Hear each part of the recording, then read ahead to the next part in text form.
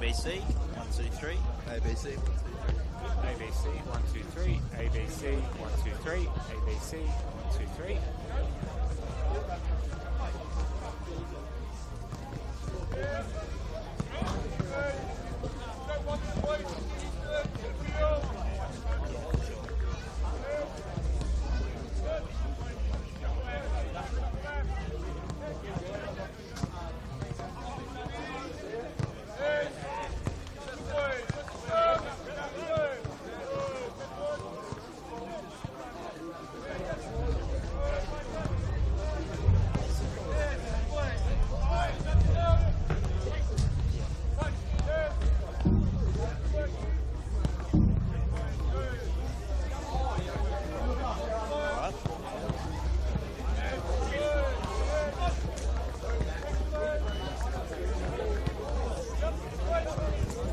ABC, 1, 2, 3. ABC, 1, 2, 3.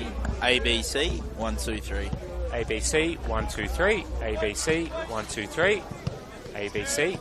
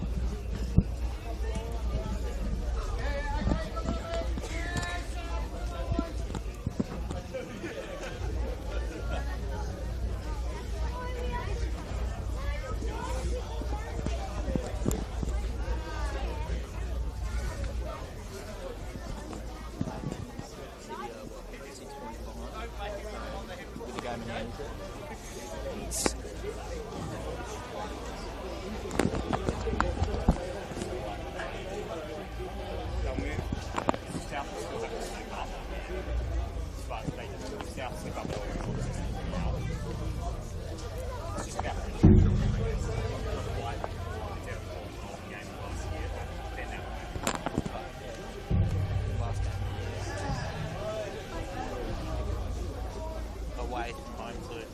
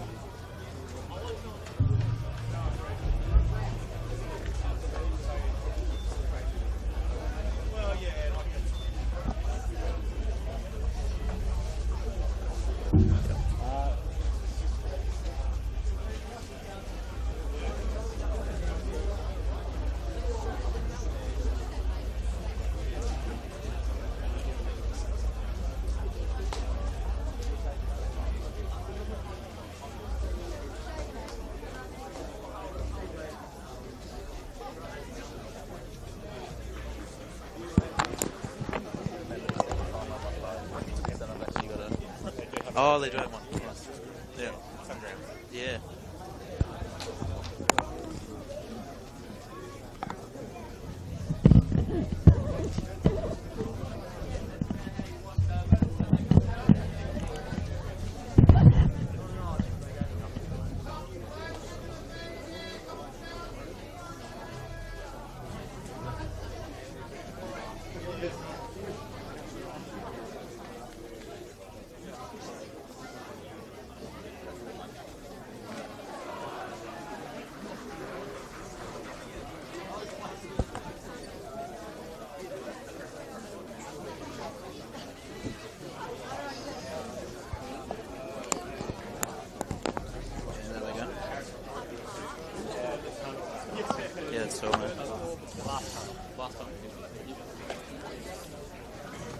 Hello and welcome to Darcy Street for this massive top-of-the-table clash in the NPL men's competition between South Hobart and Launceston City. South Hobart, the team in first, have not lost all season and are wanting to keep that unbeaten streak going against a team that has been absolutely hungry this year, a team much on the improve, a few great players coming through this season for them, and could be a game that puts a bit of pressure on South Hobart in this title race that they've been clear favourites for so far. My name's Alex Mummery. Thanks so much for joining us today. And alongside me is Zach Peace. And Zach, just a massive contest today. Should be a really exciting game. Yeah, that's the word I was going to use, Alex. Exciting. Like, how good is this? 1 versus 2. Not many games left in the season. Both teams coming into this game in terrific form. Pretty much at full strength for both sides as well. So I'm really looking forward to this contest, and I'm confident that it should be an absolute cracker, and hopefully the neutrals can enjoy as well. Yeah, big buzz around Darcy Street today. You can just see both teams coming out with that look of intensity on their faces, ready for the lineup to head out. Grandstand is nice and full. A bit overcast, probably pretty good conditions for football, really. Sun's not out, so that won't play havoc for either of the keepers. And the pitch is looking okay considering the amount of rain that we've had here and given they don't really have other grounds to use. Yeah, and the amount of games that have been played on this ground as well, along with all the dogs that get walked on here, Alex. I think the ground's in pretty good I won't nick. talk about that one. No, but there's a real finals-like atmosphere to this game. Like, you can kind of sense it. Everyone's just a little bit on edge, a little bit excited, really looking forward to this one. And, I am too. Let's get into it. Yeah, it's not quite the last game of the season thriller like we had Glenorchy versus Devonport last season, where Glenorchy managed to draw to win the title. But it could result in a very interesting set of circumstances. So if you've got the table with you there, South are on 42 points with Launceston City on 34. But Lonnie City do have a game in hand. So if they do win out, South Hobart will only have a point in hand over Lonnie City for the rest of the way. And we were just looking pre-game. Devonport on the last day for South Hobart. So it's a massive game for both. Yep. Lonnie City will be looking for all 3 points, though. Yeah, it's South Hobart coming to this game, obviously having not dropped a game, like you just said, but their last 5, they've beaten Knights, Kingborough, they drew against Devonport, and then they beat Riverside and Clarence. And then City come in off that huge win last week over a pretty helpless Clarence side, 12-3. And before that, they beat Riverside, Knights, Kingborough, and then they lost to Devonport. So I bet they'll be wanting that game back, but it should be good. Yeah, a couple of little letdowns for City this season. I think Venerable Paul Hunt, one of our co-commentators of past years and sometimes current years as well, so that was a record number of goals scored in a game in the NPL Tasmania. So shout out to Paul for his historical work there. I'll quickly run you through the lineups as we look like we're just about ready to go here at Darcy Street. Refs just doing their final checks. So South Hobart in the red, the home team. We have Nico Connolly in goals as per usual. Adam Gorry, Masashi Kakubo, Jacob Lancaster, marshalling the back line with Sam Berezanski, Kobe Kemp, Nick Morton, Austin Yost, Alex Walter, Toby Hivinen will play the other fullback, and Alfred Hess, a real utility man for them. And for City, again, as Zach said earlier, a bit of a full-strength side for both sides. Lockie Clark, just such a steady presence in goal for them. Kazuki Hashimoto, Jack Woodland, who's a really experienced player now, but still finding his feet at this level. Mana Young Tun, Toby Simeone, who's come back for City halfway through this year. Real physical presence. Angus Taylor, a revelation. Tyson Matthews, Will Humphrey, Alex Harris, Daniel Latinovic, and danger man Thierry Swaby, who's over the ball for us right now. Get a check of the watch from the referee. We're underway here at Darcy Street in this top-of-the-table clash in Lonnie City and South Hobart City. Look to launch it forward straight away. And we can already see that Humphrey's looking to pump that ball into the box to Simeone, and I think we'll be seeing a lot of that today. And then their midfielders trying to get underneath and really try and create a little bit. Yeah, it'll be an interesting look. They'll have Simeone to hold up and Swaby and Taylor to run off and create off him. I think it's a really dynamic front line for City as that ball just gets pulled back for just a late infringement. And these two centre-back pairings, they are, in my book, the two by far best pairings in the whole competition. Humphrey and Latinovic are incredible bowl players, and in another team they could be playing in centre midfield, and the same with Kokobo and Lancaster. They were both really impressive against South Melbourne, and in the game I did a few weeks ago against Kingborough, they were ultra impressive in weather that wasn't really that conducive to ball playing, but they still managed to do so. So as the game we'll see throughout today, Humphrey on most of the set pieces, despite being one of the taller players on this City lineup, as he puts it into the box. He pumps it into the box. It's a dangerous ball. Gets headed on O'Connell. Full stretch, but doesn't challenge the South Hobart goal. Interesting little ball in there, as you say.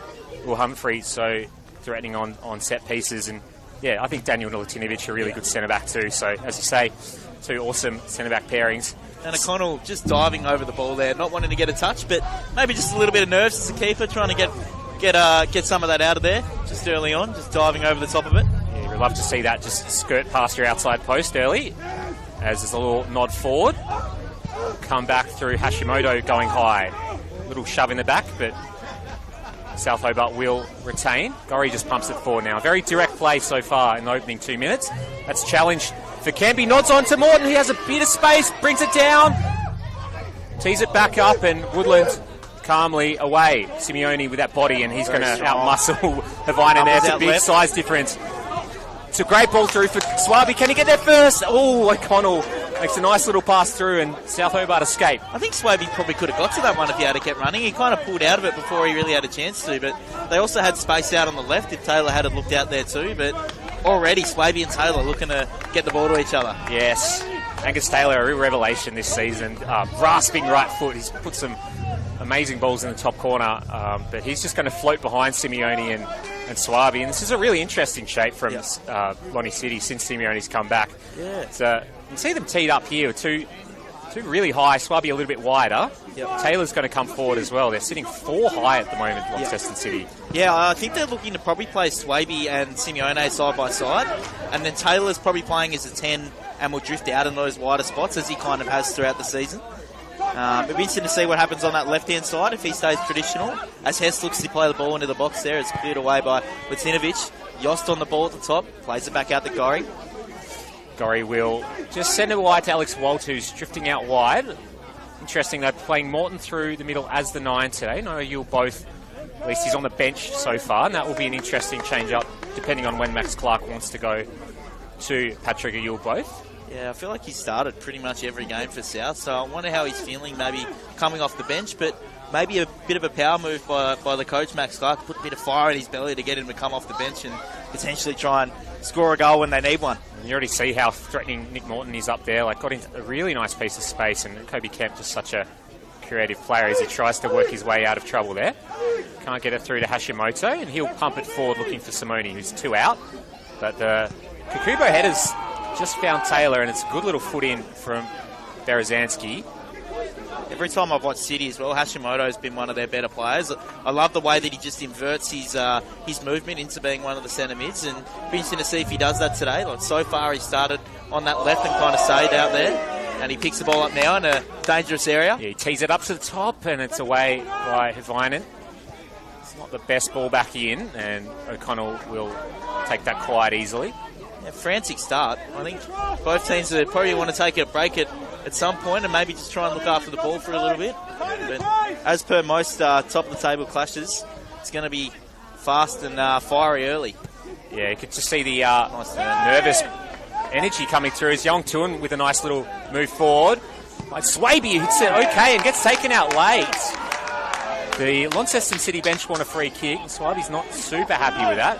Look, I'm going to be honest, I think that's probably a free kick. Yeah. Kawainen's come in quite late, and then a little bit afters too, little shove. We saw what happened last week in the Knights South game where Yost and I think it might have been Mamich, I think. Yeah, Anthony Mamich, the former teammates from Olympia, getting into it. So a bit of a random one. That's how it played out. But Yost obviously still playing today, and he loves a little bit of a scrap. So yeah. I'm sure he'll be up for the contest. He'll be a bit of an intense customer as Humphrey comes forward to take the corner. I think it's one of those ones where the referee will sort of let it go if you get a bit of a shot off. And Copper's an experienced referee too. He's done a lot of games throughout his career as O'Connell punches that one away. Yeah, dangerous ball in there from Humphrey. And it's not the best clearance away.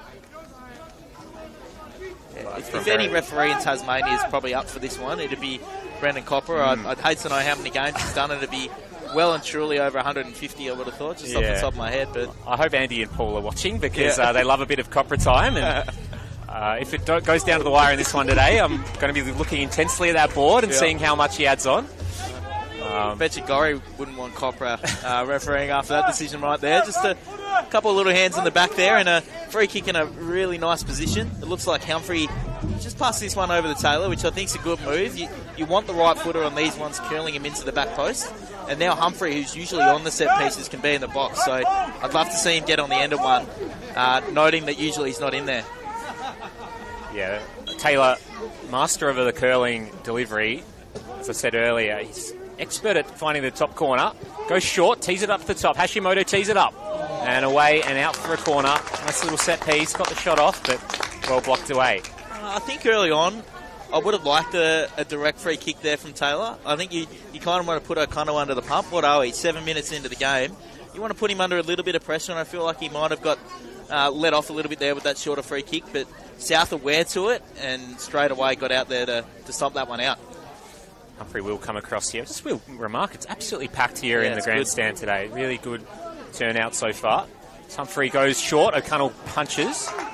Come back to Humphrey. We'll get a second bite of the cherry, but took it a bit too easy, and it's the Bronx cheers from the crowd. They're very happy with that one. There it is, the Bronx, what do I call it, Bronx yell or something like Bronx that? cheers, Yeah, I think. Bronx cheer, there you go.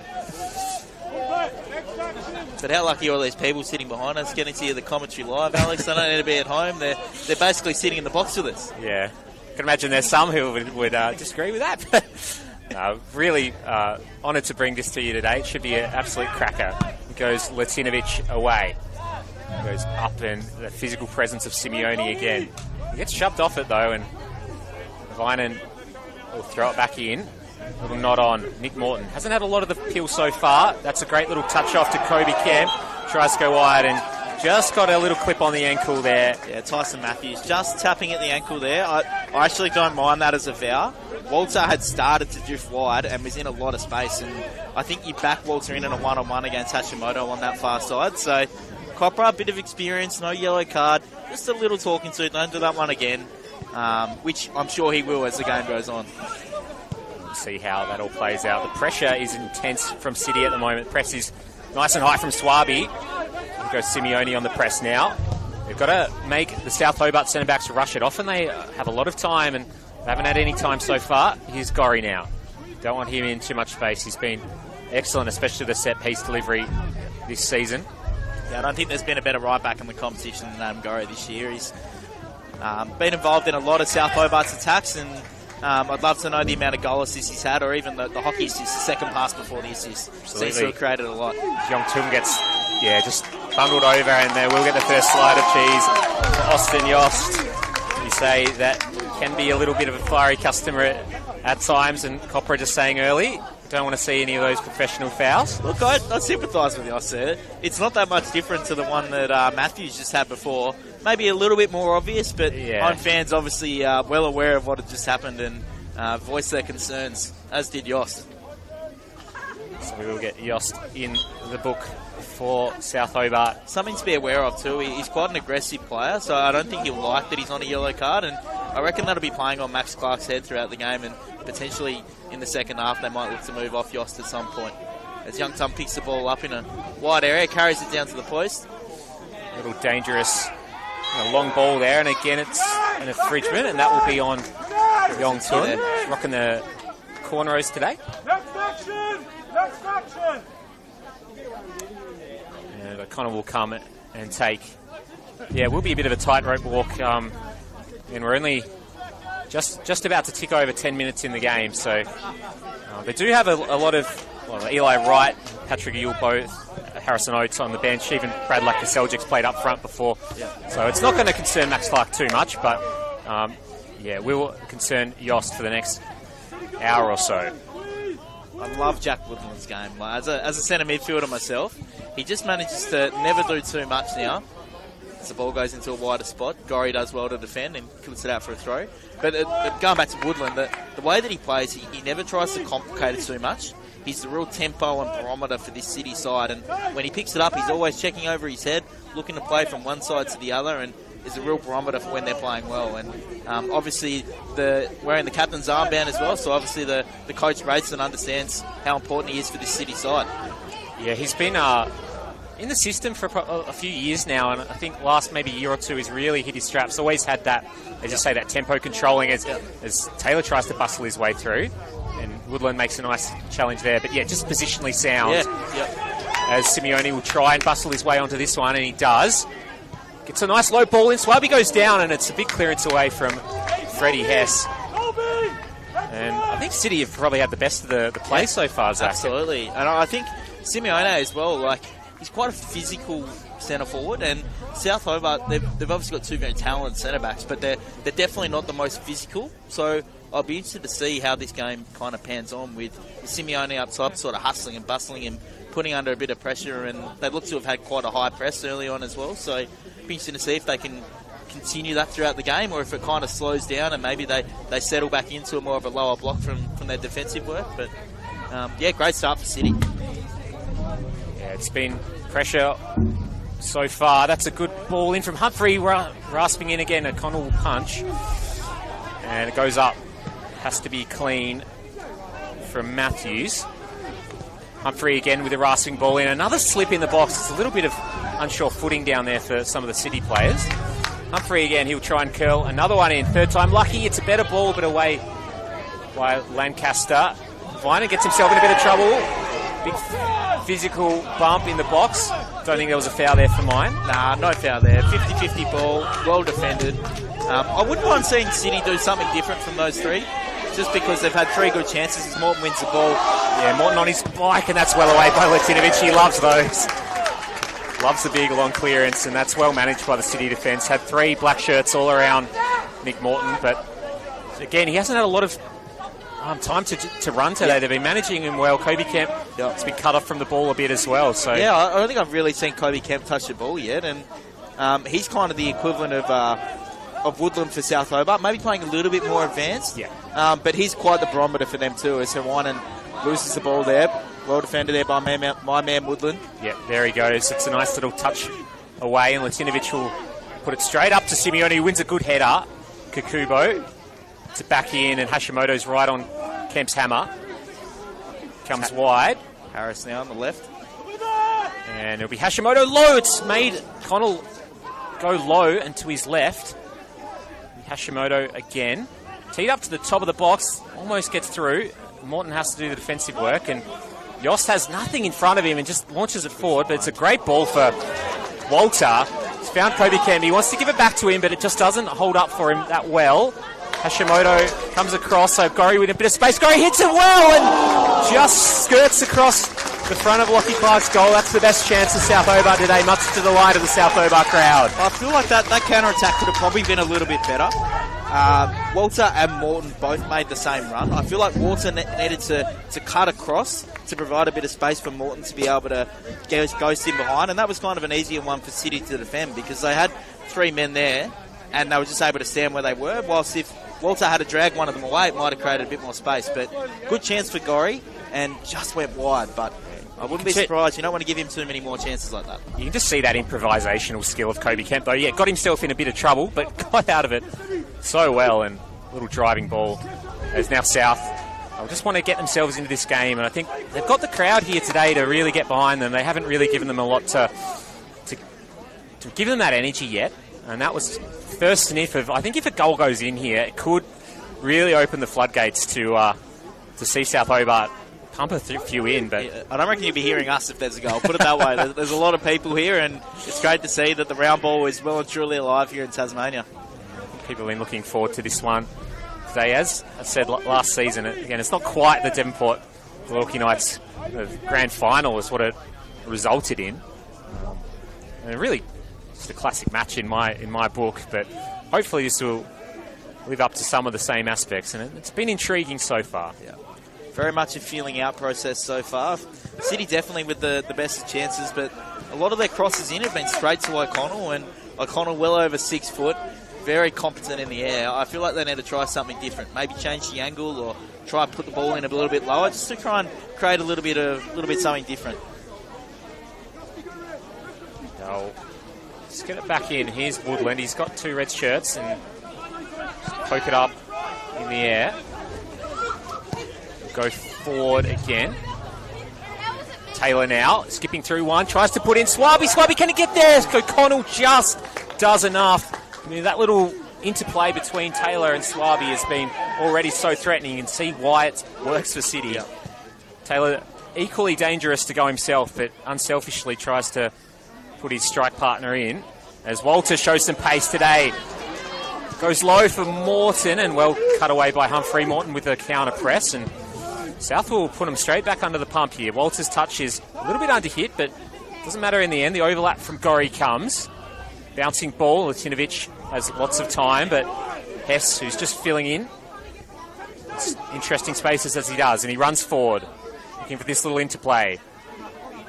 Hess tries to go around, and it's well done by Will Humphrey. Hashimoto lost the ball there, and there's a bit of a half shout for a pen. I think that was a big mistake from the City fullback, and I think on another day you could see that potentially punished. He didn't have the ball.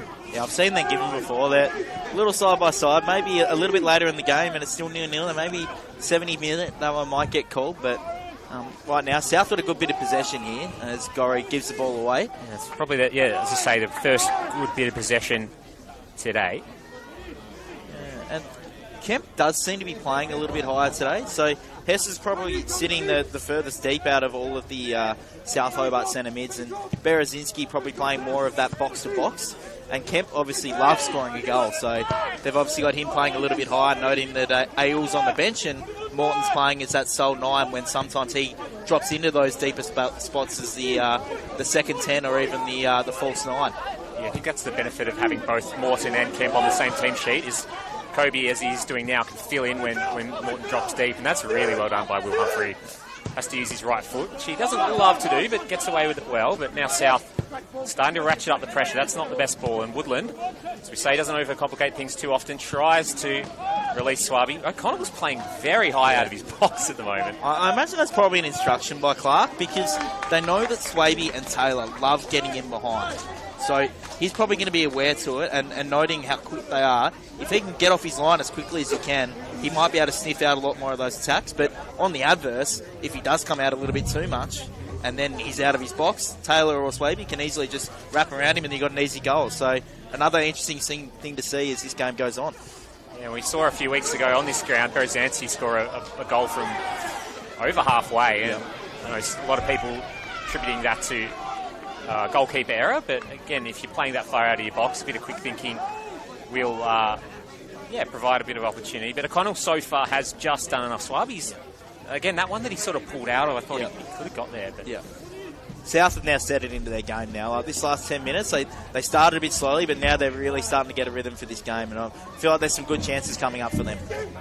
Well done by Woodland, bustling through, just making that timely intervention as Hashimoto now has 4 red shirts in his wake, and doesn't appeal for a foul, just got the ball from behind. Youngtun's going to have to be clean, and Yost presses well. Morton takes the ball off his teammate, but it's the South's advantage. Kobe Kemp looking to play Morton in, and it's just away from the South Hobart talisman. Went for the slide, and that is just, again, we just talked about it, the combination play between those two. We talk about Taylor and Swaby having a 1-2 punch. Kemp and Morton, it's a little bit of a different style. It's a little bit more set up, I would say. But it's pretty effective as Kobe Kemp looked to take the contact and then does get shoved. And Hess follows up, and Latinovic will eat a slice of cheese for his troubles. I think Kobe Kemp wanted to earn a foul there, but he did get clipped high as well. So it's one of those ones where just a little bit sore from... I was going to say, he maybe went down a little easy, but I think he might have hurt himself a little bit there. 100%, but he's come across, make sure he got the ball before Latinovic and then just flicked the ball over the top. So ball's in a great area for a good Gorry set piece, I imagine. He's going to try and whip it into the box. Just a little bit ginger is Kobe Kemp. It looks like he's getting himself together. And 20 minutes in, we're nearly at the halfway. We're nearly at the halfway point as well, so potentially just wants a little bit of a rest. Looks like maybe there's a concussion test going on there, so we'll just have a little bit of a break. But I don't know. Yeah. What do you think about the game so far, Alex? I think that it's pretty evenly poised. You probably get the first 10 minutes to City, and then this last 10, South have really started to pick up. Yeah, you just sense the momentum of the match changing. And I think we said Kobe Kemp and Nick Morton haven't touched it in that first probably 10, even 15 minutes. In the last 5, they've been all over it, and they've looked a lot more dangerous. As Daniel Slyson just having a word to his charges on the sidelines here, as is Max Clark. I think Clark's just telling everyone just to settle down a little bit and keep playing their game. Yeah.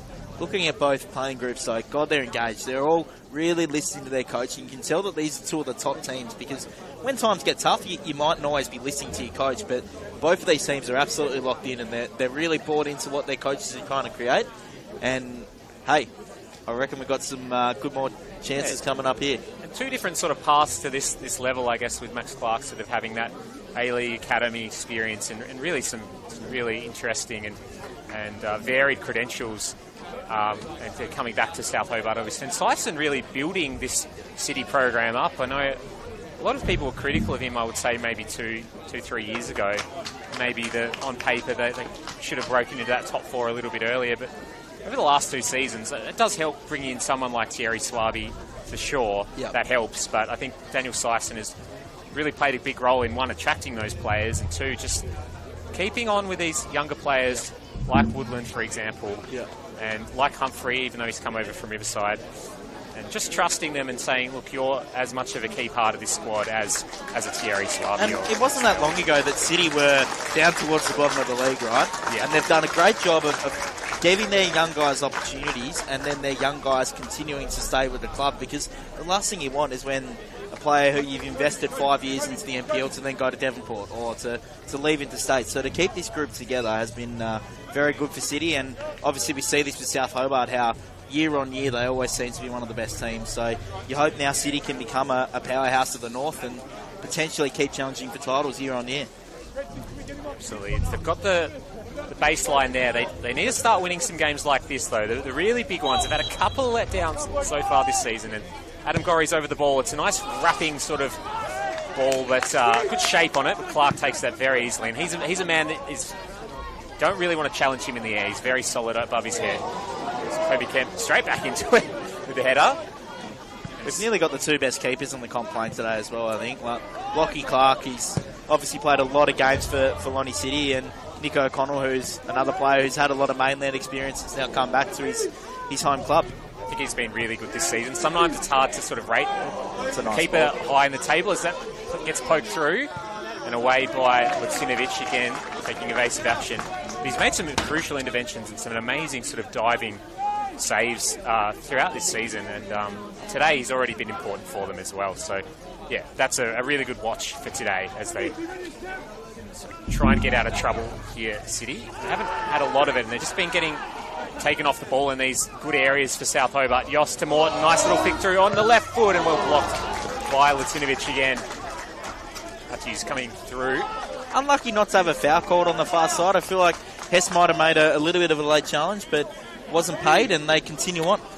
Yeah, you can see we're just talking about Hess again. He's sort of taking up residence just in that sort of mid space on that right hand side, and that's where they're turning over the ball a lot at the moment. And they'll put Adam Gorry over this one. Interesting setup here from South Hobart. They've got 6 players all on a row. Be interesting to see who runs to what positions, because usually you do this at the top of the box, but they're starting on the 6, so obviously they've been working on something on the training ground when they had their lighter session on Thursday or Friday night, potentially looking to try and create something here. Yeah, Morton going under the ball, trying to get a couple of boys under this one as it goes deeper. Clark gets bodied off it, and it is picked up by Copra, the referee. You can just see they just got a little bit physical with Lockie Clark, who wanted to get a little bit further as the classic Khan South comes out. The crowd just trying to G their boys up. I don't think that was the Richard Bladel Khan South, though. I think that was a imposter. It's taking over. It's a cultural phenomenon down here at South Hobart, as both Hess and Berezanski jump for it, and they both miss the header. Go through. That's a nice little ball through. Swaby will be the recipient. He'll hit it. Oh! What a goal from Thierry Swaby! It opened up, and he puts it bottom corner. 1-0 to Lonnie City, 25 minutes in. And there it is, the Taylor to Swaby. Angus Taylor with sharp feet manages to find the ball in the middle, spreads it out wide, and camera's right behind that one. Never looked like missing into the bottom left-hand corner. What a strike! As a whistle, just stepped off him just a touch. I think it was Toby Havainen, and he could just see the window and hit it just with enough power to beat O'Connell outstretched to his right. And that has put the cat amongst the pigeons. Momentum going towards South Hobart in the last 15 minutes. And they get on the counter, they get in some space, and Lonnie City make you pay. And that's what good teams do, right? They absorb the pressure, and then when they get the opportunity, they break fast and they break quickly, and then they create a good chance. So, well done, Lonnie City. And again, South Hobart do have a comfortable lead in the title race so far, but if they lose this one, that becomes almost... well, a lot more uncomfortable as it goes down again. Simeone with a quick one in. It goes up from Lancaster. Berezanski with a header that just finds the feet of Yong Tun. A few players going down in the box as Kakuba gets taken out. Woodland gets really nicely shimmied off of Kemp, who's trying to release Walter, and just a few too many beans on that one as the energy in this game has just come alive. Yeah, it's lifted, hasn't it? Nice goal from City. Now you hope South Hobart will try and create as many chances as they can, but City now just need to absorb a little bit more pressure, maybe take a little bit of sting out of the game, as I'm sure they'll probably be in no hurry to take this free kick, but Humphrey over the ball quickly.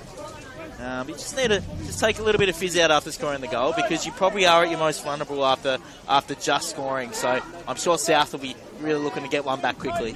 South have actually come from behind a couple of times this season. I know in the opening game of the season, Kingborough came back from, I think it was a goal down and went 2-1 up, and then South just ran over the top of them in the last 10 minutes. So they've got such a good bench that you've got to play a full 90 minutes of football. But I will say, sort of sometimes find this in the NPL where maybe the team's has had their sights on South Melbourne and played well in that game. Really full credit to the whole staff here at South Hobart for that game. But draw against Devonport a few weeks ago, where maybe Devonport should have won that game. Yeah, and a close one against Knights last week too. It was very tight through that game. Obviously, they still they got the win, but it was very tight, and they did leave it late. Yeah, and I think Knights, they're a good side, but I don't think this season they quite have the source that City do at the moment. So see how it goes. 1-0 to City at the moment. We are 28 minutes gone. There's a little bit of a shield off, a foul, sort of shout. Doesn't get paid. So Lacinovic and Morton jump for it. Morton gets the header on and flicks it through. Humphrey's just going to bomb this forward into the stands, and that's gone all the way over onto Washington Street. I've been really impressed with the continual growth of Nick Morton as a player. I think when he was younger, he was obviously quite quick and quite skillful, but now he's really good at using his body to bring other people into the game, and he's really become even a better player, which is surprising to say considering he's already won how many league best and fairest. So for him to continue to get better is a credit to him, and then a credit to the South Hobart staff that they keep believing that he's going to continue to get better. Kind of take him for granted a little bit. One of the few players who's been a star over the whole course since the State League sort of re-entered like over 10 years ago now. Yeah. That's a big sliding challenge from the liner, but he's never even thought about going to the mainland or anything like that, and just such an important part of this team as usual. As Hessen, Yongtun, Woodland also gets a foot in. He wins the ball. Flag does go up, and it will be a South throw. Hess doing well there to keep the ball in the corner. I think he probably would have preferred to have a corner, but they'll take the throw-in in a pretty good position. Maybe look to go long to Morton, who might look to flick on, or maybe to Kemp. Vinen puts it in, looks for the chest of Morton and finds it. Woodland takes up a really good position. Just did well to back into Morton, and Latinovic had him covered on the other side, and that's how you want to defend a throw-in like that. Yeah, one in front, one behind, making sure he's got no space to be able to bring anyone else into the game. It's very well defended there by Launceston City. We get a small breather here for Lockie Clark. He's going to look for the head of Simeone. He has 3 South Hobart players. It's a little bit short of where he wanted it. So Hess will make a nice header forward and another flick on. South Hobart have been trying that a lot. A lot of them have come off so far today. We'll go out for the Toby Havinen throw in. Seeing getting another start after, I think he was rested for the game against Knights. I'm not sure if he started last week or not, but didn't have his best game against South Melbourne, so I'm sure he'll be looking to bounce back. Eli Wright, who can play a lot of different positions, but was very good at left back for Kingborough last season when he was sort of finding his way into that side before moving down the outlet. Classic South Hobart, picking up the good players from all the other clubs. Yeah. I think they would claim that. I think Eli was a junior here. I'm not 100% sure on that one, but they might have been getting one back at some point. But yes, I think a lot of talk about that in pre-season. As the ball comes forward again, and Gorry with a nice header. Hashimoto a little bit overly aggressive, and Walter will body him out of it. A little touch from Morton, almost sat down for him, but quite. As the game goes on, I'd like to see South Hobart maybe press a little bit higher from those goal kicks, knowing that, there's an offside there, knowing that Lonnie City are going to look to play out from the back all the time. We saw South Melbourne do it really well in that game against South Hobart, where in the first half they kind of let South have the ball up the back, and then in the second half they came out with a really high press. So potentially, if City look to keep playing out from the back like they are, I'd like to see Morton and Kemp probably start to press their centre-backs and maybe make them go long instead. It's Kobe Kemp with a good header down. Woodland again playing well. Yongtuan Can't find Taylor. Latinovic has to be clean with his header, and is. Hess with a good header in. Yost running onto it. Almost fell for a first-time strike. Walter tees it up for Kemp, and a good block from Humphrey. Walter again. Well done not to foul there, Launceston City. Walter still in it, though. Good body. Gori hits Hashimoto in the face, and Hashimoto will try and release straight away. Cut out by Havainen, and launched forward, and Latinovic away again. Does well to intercept there. I feel like City probably could have tried to build that one up a bit faster, as Swaby does well to get past Hess. And as I discussed before, O'Connell maybe a little bit high up, and I hadn't really crossed my mind that potentially there could be a little chip on at some point, but Swaby just says, I can see you down there, Nick O'Connell. Yep. Make sure you're on your line, son. Yeah, just didn't... I could see he was trying to lift that one a bit more, but a good attempt is Kakubo. Barnstorming forward now. It's his head up. Plays it long to Kemp. Good ball. Kemp on the chest. Humphrey read that well. Berezinski doing well to settle into his work here. Gives it to Walter out wide. It'll be Walter. It'll be Berezanski. Nice ball in. Chopped away. Morton with a bit of a half bicycle kick and blocked away again. I've seen Morton score those ones before. He won't need many more chances to potentially get one away there. Well defended there by City, though. Kakubo with providing some nice thrust forward as Berezanski comes to pick that ball up. Into Gori. Now South Hobart trying to control the possession a little bit.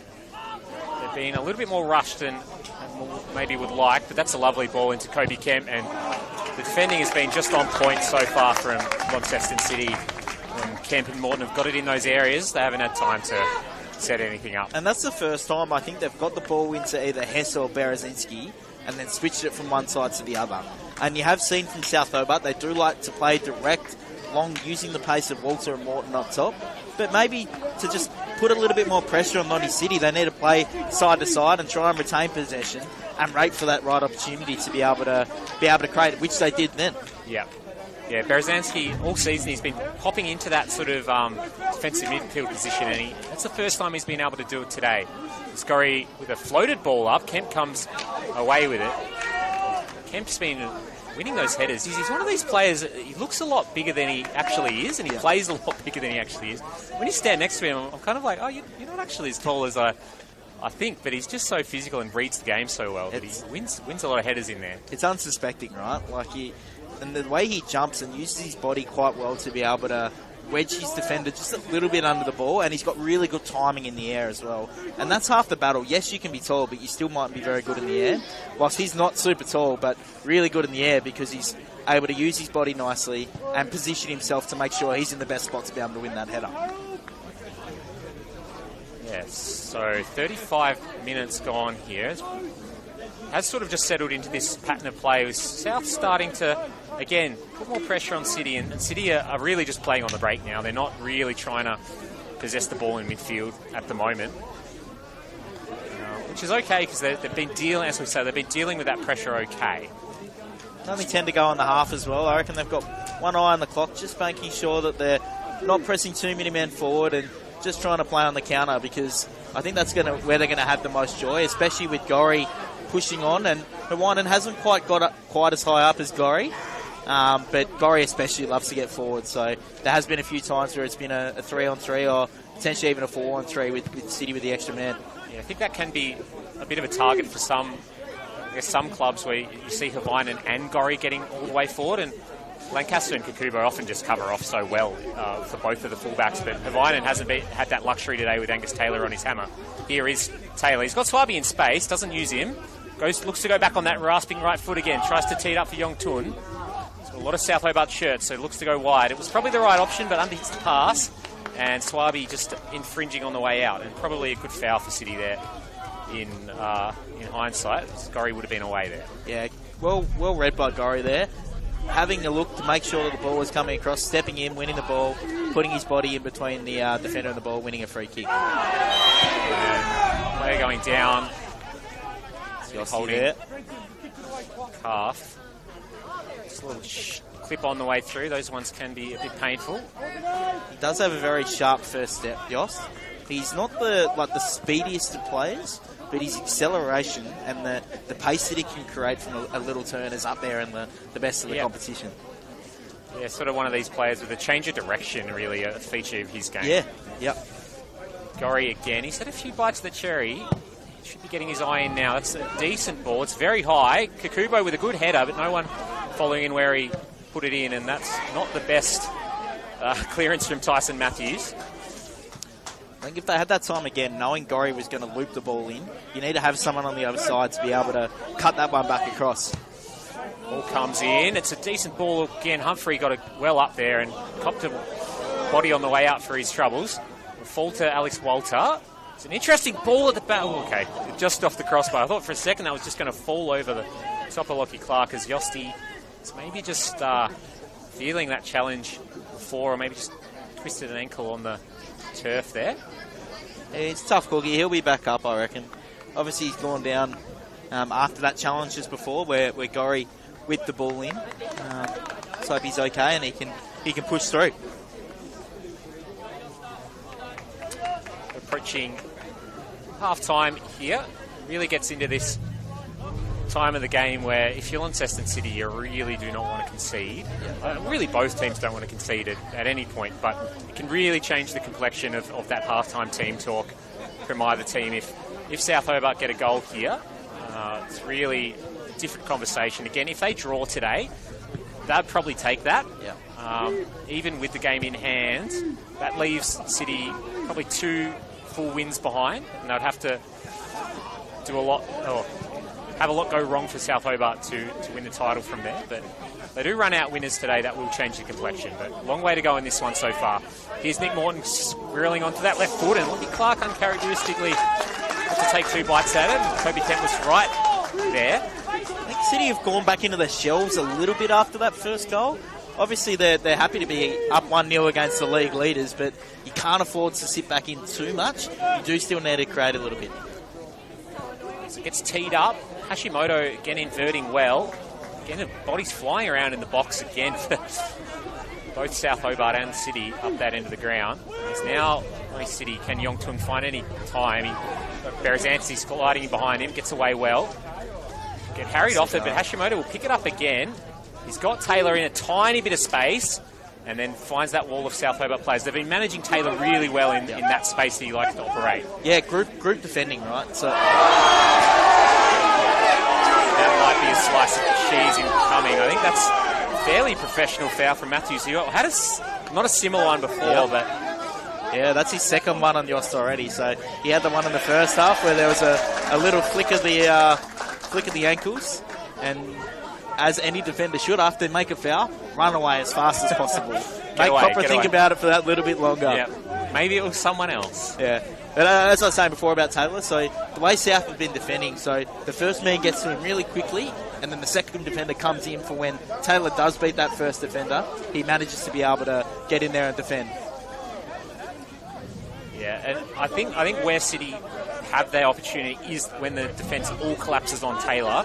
That will leave Swaby just sort of finding that if he finds that pocket of space, which he was in that first 10 minutes and for the goal, I think that's their path to another goal here. It's actually maybe not through Taylor. No. It's through him potentially creating something for someone else. So O'Connell probably looks to go long here by the looks of it. She's coming out. They'll have to check that at half-time as O'Connell, the long ball in, Kemp again, Woodland with the head away. It's down to Hess, and away. And we'll just come in for another South Hobart throw-in. 4 minutes to go now in this second half. I think they would like to get Gorry on the ball a little bit more. In that period from probably 10 to 20 minutes, he was seemingly getting into a few advanced positions and creating a little bit. But I think he's kind of come off it a little bit in this last probably 10 to 15. So potentially that's defending from City to put a bit more work into Gorry. But I do feel like if they are going to create anything down that right-hand side, it will be through him. Yeah, I think Alec Harris is playing almost as a defensive sort of, almost an old-school left midfielder. And I think that's a good tactic from Sison is just manage Adam Gorry. Don't let him have a free roll. And he's not going up high because they've got Simeone up there. They've got Swaby floating around as he doesn't get through that time. So, yeah, you can see Harris is sitting quite deep, almost as another defensive midfielder at times. So yeah, because on that right-hand side, they don't actually have a right winger. They've got the two centre forwards in Simeone and Swaby, and then the left wing in Harris is really just counteracting everything that Gori's doing, and there's some spaces out on that right-hand side. Here's Hashimoto, and that will give Hashimoto potentially a bit of space to run inside of him. He'll go to Taylor, who does get around one this time, and gets clipped in a very tasty area for Launceston City. Yeah, Lancaster's got no complaints about that one. Taylor pass and just throws out a leg to make sure that he doesn't create another good chance for City. Yeah, it's one of those ones as a defensive midfielder, as a centre-back, you don't really love making fouls in these sorts of areas, because if this goes in, it really bites you on the arse at times. And as a coach, you say don't dive in, but how can you not when Angus Taylor's running the ball like that? You mightn't even dive in, but if you don't, he's just going to run past you, so you do have to put your foot in at some point. And to be fair, if he puts it in from here, you think, fair play to the lads. No real complaints. I'd like to see this one on the back post, just bouncing in front of O'Connell. Will be Taylor, gets under that one. See what he's trying to do, get the wrap around it, and didn't get the wrap that he wanted. Maybe Humphrey might have been better off taking that one, the left footer, maybe curling it to O'Connell's front post instead, but I mean, shoulda, coulda, woulda, right? He's put it over the bar. If he had a score, we would have said how good he was. Exactly. You can really Monday morning quarterback it any way you'd like. City now, they'll want to just dominate possession a little bit more coming into half-time. If they can put the pressure on South and not let them get a sniff here, they'll be very happy going into the Sheds 1-0 up. And they are starting to just have that territory. Latinovic has half a yard, and he's sliced that one completely. Disappointed by that one. To the delight of the South Hobart crowd. Yeah, I wouldn't have minded that one, maybe just going down in the corner there just to put South under a bit of pressure, but I think that's probably what he was aiming for, and it was a lovely slice off the tee. To the chest of Nick Morton again. He's got Woodland for company. Carries him well. I think that's the other thing to say about Jack Woodland as well. When he started, more of a gangly customer, you can see how strong he is now and how much he's putting into his training to compete with Nick Morton, and we all know how well he trains. It's good to see that growth for the Lonnie City captain. As Yost tries to find Morton, he did find that half yard of space as Walter slips over. Humphrey with the clearance away. He's got Hashimoto out wide and does poke it out towards him. Is there anything better than your centre-back playing a pass with the outside of the foot? You just love to see it. Yeah, and that's really the benefit of Humphrey. As you say, you could play different roles in different teams, but you have Latinovic to sort of do the physical work, the more direct sort of long balls, and Humphrey, you're just equally good at defensively, but just calm. It's just a really composed character. And I think now thinking about what City have been doing with Gori on that right-hand side, every game that I've watched City play so far this year as the ball goes through to O'Connell, they've started rolling. So Harris has obviously come on with this defensive instruction to stay on Gori, and then Rawlings will probably get brought into the game in the back end in the second half and use his pace to get involved. But Harris has done a great job so far as we see the ball on the right-hand side there get turned over. Yeah, literally just called it, Zach. He was right there on Gori's hammer, but now having pushed forward, there's no one looking for Adam Gori. And this is probably where the tactical battle is happening. It's a bit of a short ball in, and again, Lockie Clark very comfortable in those sorts of situations as we now tick over into injury time in the first half. I wouldn't have thought they'd be much longer than maybe 2 minutes. A couple of stops maybe for that Kemp in the first 15 where he was down for a little bit, and then maybe a little bit for Yost, and then the one goal, but I can't say there been too much time. No, we do have Brenton Copper in the middle, so hopefully we'll get a bit time, of, baby. Yeah, a bit of Copper time in this first half. Here's Taylor. Got Berezanski for company and really wiggling his way out well. Gets through two players and did pretty well to get around most of them, but again, he's got 4 red shirts for company and hasn't had that space to operate. Hashimoto will drive forward again. Finds Taylor. It's an interesting little touch. Hashimoto flying through and well managed by Lancaster in the end. That's a corner. It just went over the line there. I thought it might have been quite close, but I think City will really take their time putting this corner in and make sure it's the last bit of play for the half. Taylor coming over to take this one. Latinovic up, Humphrey up. Got Simeone in there as well. And delivery be good enough. Again, both teams really parking all of their players quite deep in the box. short this time. It's a poor corner. You'll get another bite of the cherry at least. Yeah, I think Taylor tried to whip that one in towards the middle. He probably just didn't quite get the best whip on that one, but with all those tall players at the back post, I wouldn't be surprised if he goes a little bit safer with this whip and just really make sure it gets into the mixer there. Yeah, it's a real trend at the moment just to put it at that back stick and cause enough chaos that might just trickle in. That's a little bit better, but still too short. Angus Taylor still has to do better than that. He needs to get it past that first man. He's going to set this one up for Humphrey, who for half a second might have wanted to tee that one up for himself, but goes for Swaby, and the flag's gone up for an offside. Swaby just coming back from an offside position there. And I think everyone will want to get back for City here. See Harris tracking back into that sort of half space. About to go into the 3rd minute of additional time here. I'm kind of in no rush here. I thought for a second it might have almost been better to go for it. Maybe South Hobart just trying to get the numbers forward and or just get to half time and reconfigure. Morton jumps well. Heinen with a little nod down. Morton shapes to shoot and hits it pretty well and took a very hard bobble in front of Lockie Clark. He's actually done very well considering that was straight at him. Yeah, that's a ripping save. Morton really powered that one through.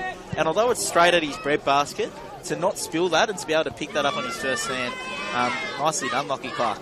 Sometimes see those half volleys lifted up or bounce over your head, so he's done well just to smother that one well. As South Hobart will try it once more. I thought for a split second there as well, the ball kind of just sat up a little bit for Morton. I don't know if it crossed your mind, but I thought maybe is he going to volley here? But no, brought the ball down and then had another shot. Ball goes forward again. City will be happy if this goes out of play, and it does. Starting to get into that 3rd minute into copper time areas, and I don't think he's going to blow just after this throw. We'll come back in from Hashimoto. Come back in again. Harris. Woodlands. Just doesn't overcomplicate things. Plays that right ball. Come back through Matthews. Nice little ball for Taylor. Then shielded off well. Team defending from South Hobart. Up the line goes Yost. Latinovic has got Morton for company and very calm. The big Lonnie City centre back. How good's that? Everyone thought he was going back to Clark and he just whips it around and does Morton. And 1-0 is the score at half time. As we say, a massive game here at Darcy Street and a very intriguing scoreline at the half. Thierry Swaby, the scorer, with a ripping goal, whipped into that bottom corner from outside the box. And City very pleased to go into this one 1-0 up at half time. Yeah, City, I don't know if they had the better of the half. They definitely had that first 10 minutes, and then the way they were able to break so quickly and with such pace is just, obviously it's hard for any team to defend, and South Hobart obviously found that, but South did get into their work in that next 20 minutes and created a couple of chances, but I feel like there'll be a couple of tactical adjustments to Max Clark at half time, who is quite a tactical coach. I feel like he might tweak things a little bit and we might see a different South Hobart team in this second half. Plenty of options on the bench. It's still all to play for here at Darcy Street. It's been an intriguing game, evenly matched. What makes a Big Arch so good? Is it big juicy beef, crispy onion, or is it the melty cheese smothered in Big Arch sauce? It's everything. New Big Arch for big. For the second half, we'll be back in just a few moments. You say you love McMuffins so much. And yet, you choose McCafe's delicious new blend first. But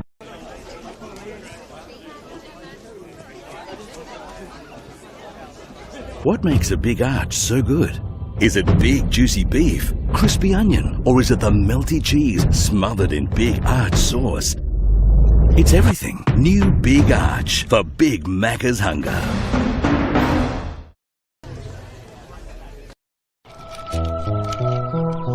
you say you love McMuffins so much. And yet, you choose McCafe's delicious new blend first. Ba-da-ba-ba-ba.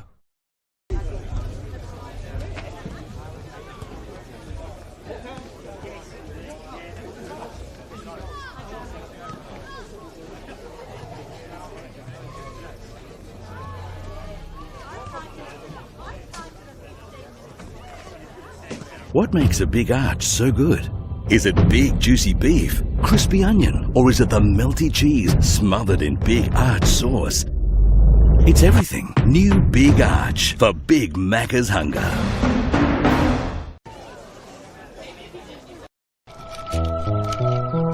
You say you love McMuffins so much. And yet, you choose McCafe's delicious new blend first. Ba-da-ba-ba-ba.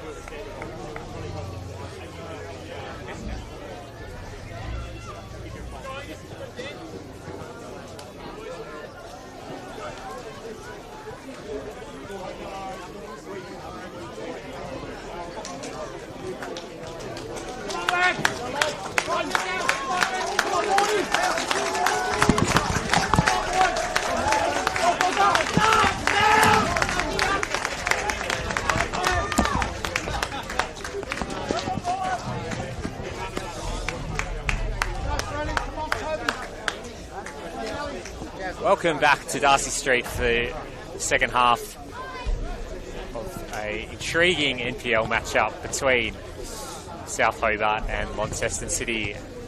Some surprise, Launceston City 1-0 up in this one. Have the opportunity to go just 2 points behind on paper with a game in hand.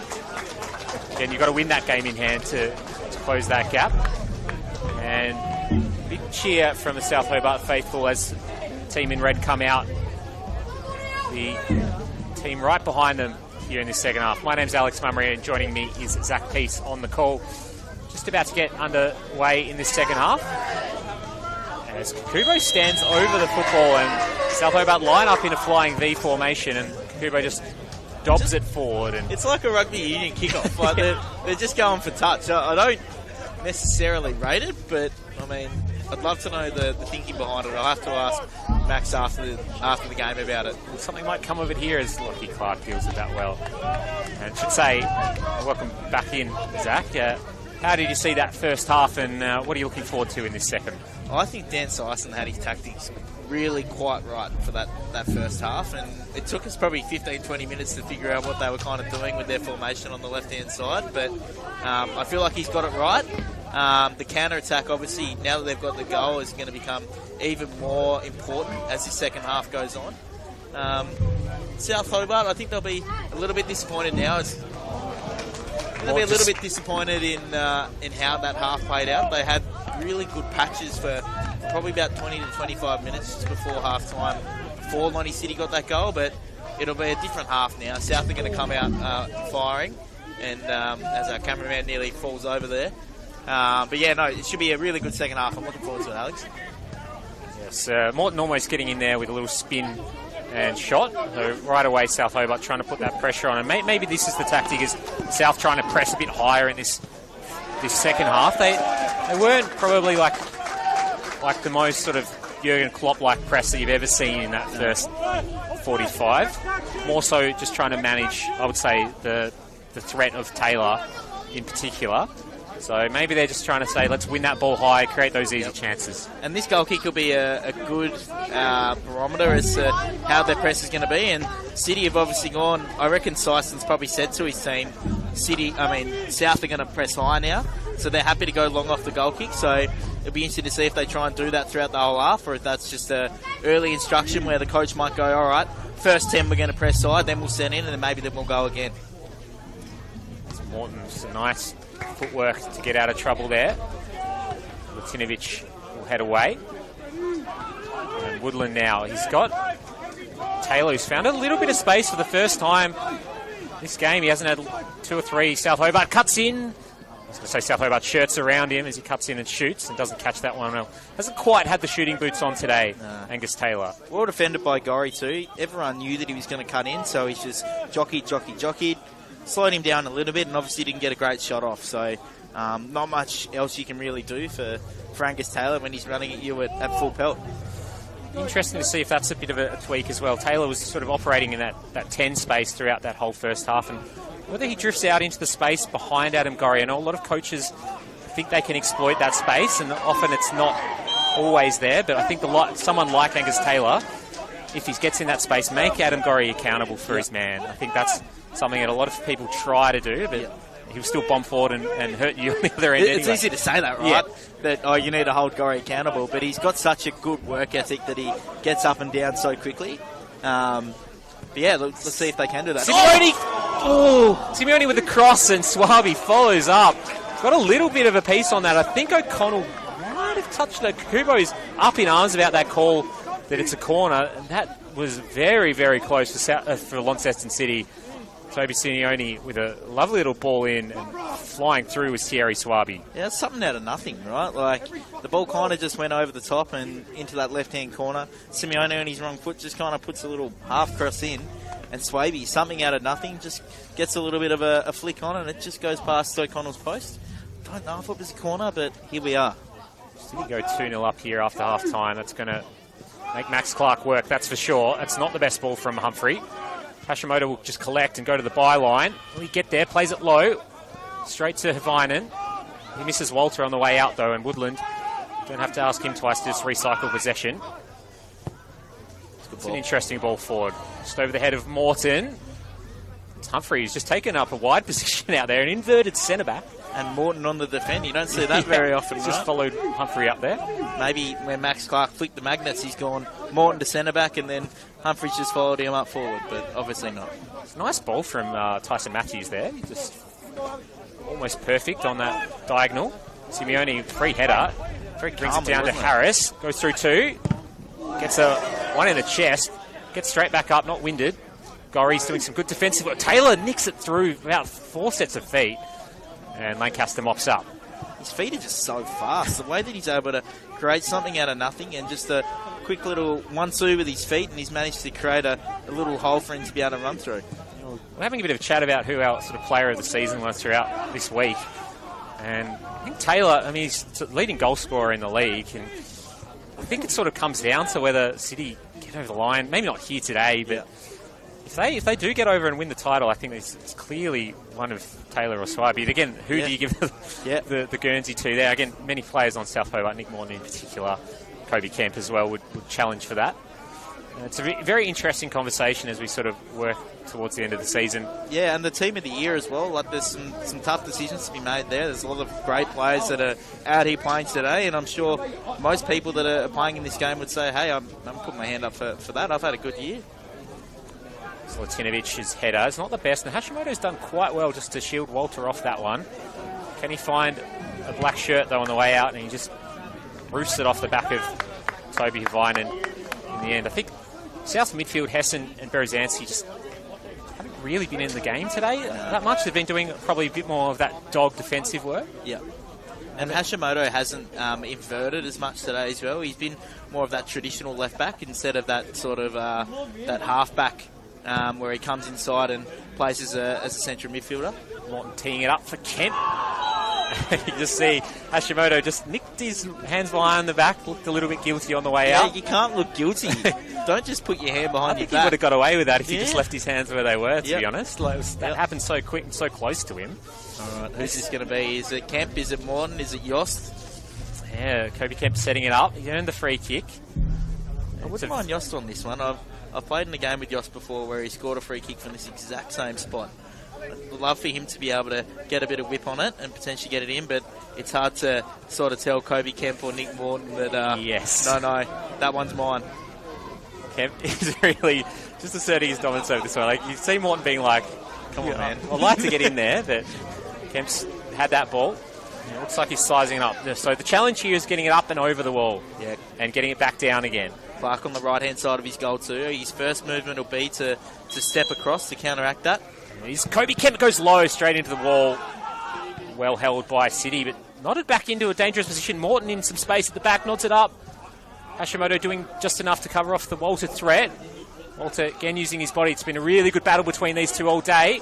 And Hashimoto gets away with it. Now Taylor in a lot of space. He's got Simeone to his right, Swaby on his left. Does he go himself? He's got Swaby on the left still. Swaby's onside. He's in a bit of space.